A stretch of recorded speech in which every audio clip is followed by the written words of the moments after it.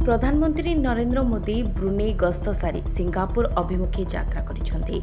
दुई देश मध्य कूटनैतिक संपर्क 40 वर्ष पूर्ण होइछि। ब्रुनेईर सुल्तान हाजी हंसल बोल्किया प्रधानमंत्री मोदी को तांको देश गस्त पई निमंत्रण करथिले। ब्रुनेई गस्त समय प्रधानमंत्री नरेंद्र मोदी गुरुत्वपूर्ण प्रसंग उपरे आलोचना करिसेंति, जेउथिरे सेमीकंडक्टर क्षेत्र उपरे विस्तृत आलोचना मध्य होइछि। एहा सहित भारत एठारू हाइड्रोकार्बन आमदानी करुवा बेले प्राकृतिक गैस जोगाण उपरे मध्य आलोचना करिछि।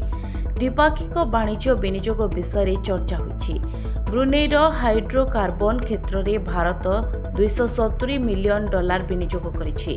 प्राकृतिक गैस आवश्यकता पूर्ण करने एहाकु आहुरी विस्तार करने को विचार करा पारे। केवल सेमीकंडक्टर प्राकृतिक गैस नुहे, स्पेस टेक्नोलोजी सहित स्वास्थ्य और म्यांमार परिस्थिति को मध्य दुई देश मध्य आलोचना करा जायछि। केवल एतिकी नुहे, सामुद्रिक सुरक्षा और यह अंचल में स्थिरता वृद्धि उपरे आलोचना करने सह भारत दक्षिण पूर्व एसीय देश सह सहभागिता को आहुरी मजबूत करिबारे दिगरे चर्चा करा जायछि।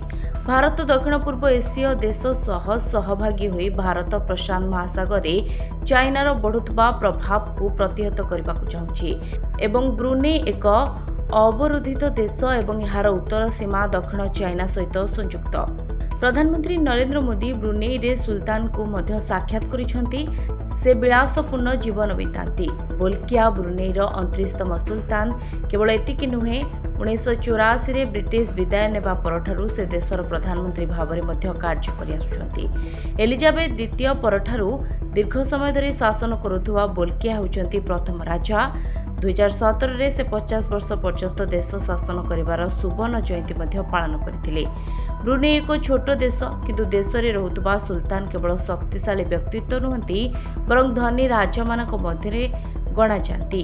कहुए 1980 पर्यंत से दुनियार सबुठारु धनी व्यक्ति थिले। फोर्ब्स अनुसार 2008 रे बोल्किया संपत्ति 1.4 लाख कोटी थिला। देशर राजा हेबा परे से 50 बिलियन टंका मूल्यर एक प्रासाद निर्माण करथिले, जहाकु से इस्ताना नूरुल इमान रखिथिले। Bureau report, Dinalipi live.